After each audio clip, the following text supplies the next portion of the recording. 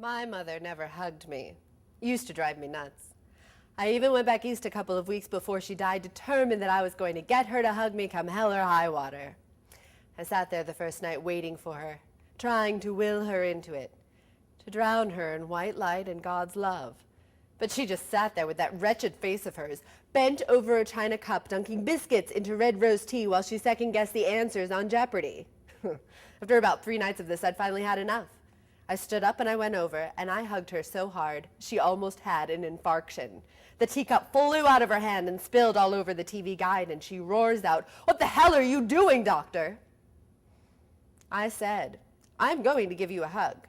She said, "Well, you should warn a person first so they'll know it's coming." Then she stood there like a drill sergeant with her arms locked by her sides. "Go ahead, doctor." I hugged her so hard, I almost strangled her. I hated her. I hugged her every night for 3 weeks, and finally, on the night before I was supposed to go home, the miracle happened.